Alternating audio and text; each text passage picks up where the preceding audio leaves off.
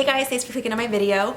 Today I was really curious, actually I've been curious about this for a few months now, about two different foundations that I find to be so similar to each other, but I've never put them against each other to figure out how similar they really are. The two foundations I'm talking about are the MAC, this is a classic, MAC Studio Fix Fluid, and the Maybelline Matte and Poreless foundation. I used to wear this religiously, and I have a lot of thoughts about Studio Fix Fluid, what I think people love about it, what people maybe don't like about it, and also like some false claims that people make about this foundation. With a lot of personal use and personal experience, and also how it applies on different people, I know there's some things about this foundation that is often misrepresented, so I wanted to talk about that. And then I also was like wanting to know if there's like a drugstore dupes, and I was interested to see if these were the same, like they just feel the same.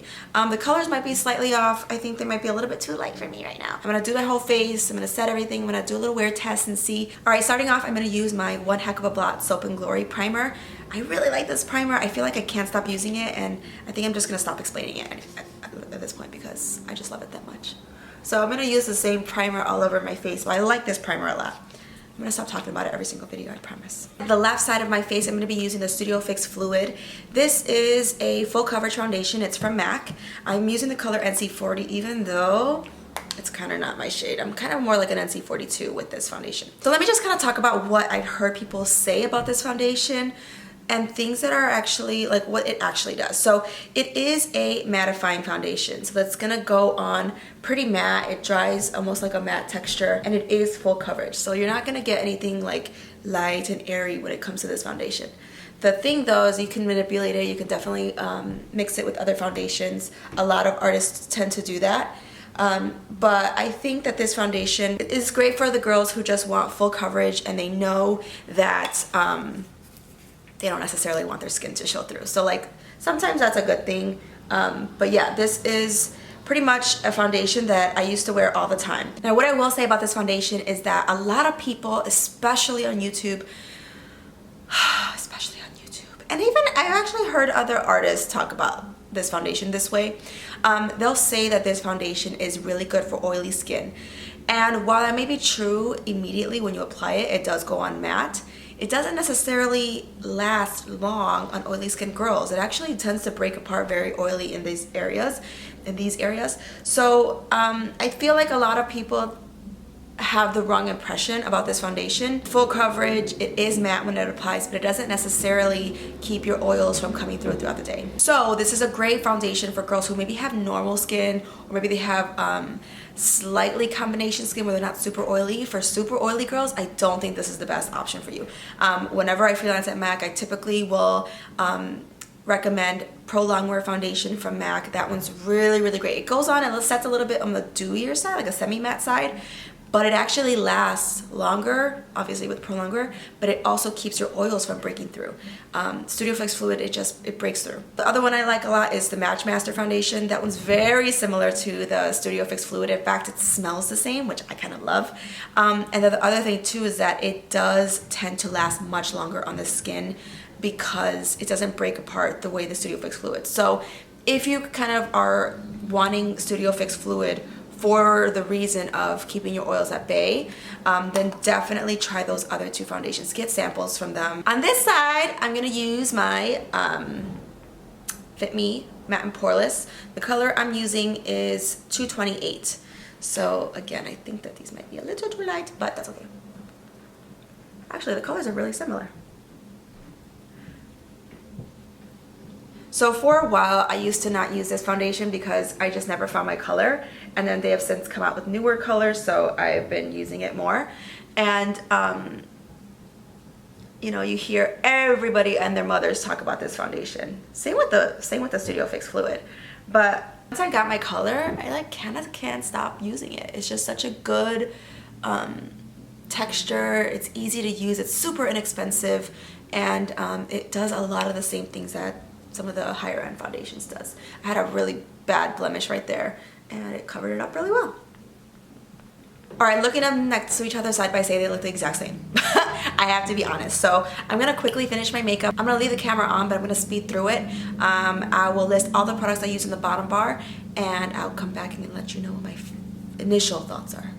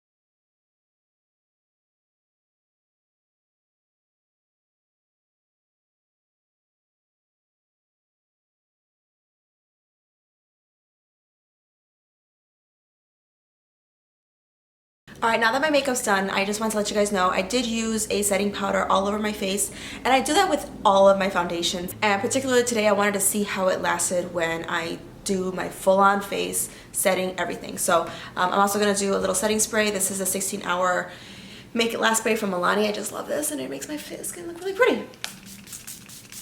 I'm gonna wait for this to set for just a second, and then I'm gonna analyze it up close and personal so I can have a really good starting point. Everything blended exactly the same on both of them, and I think the biggest trick with that is setting the entire face, because it just makes all like your bronzers and your blushes go on much smoother. That's great because sometimes you might be able to see the difference between high-end and drugstore with how products blend on top, but for this it was the same. Both sides look the same, I swear. It's kind of amazing how much they look identical to each other. I have to draw my beauty marks, but I don't see any difference. Yeah, I don't see any difference, which is exciting because I kind of like, in my mind, I'm like, this wears a lot like the MAC Studio Fix Fluid whenever I was using the Matte and Poreless Maybelline foundation. So I wasn't too far off in my head. And I think now what I want to do is just kind of wear it for a few hours, and then let's see if there's any difference in how it breaks apart, because I'm oily. I've been drier lately, so maybe I won't break through as much as normal because I've been using even different foundations sit differently on me this past winter.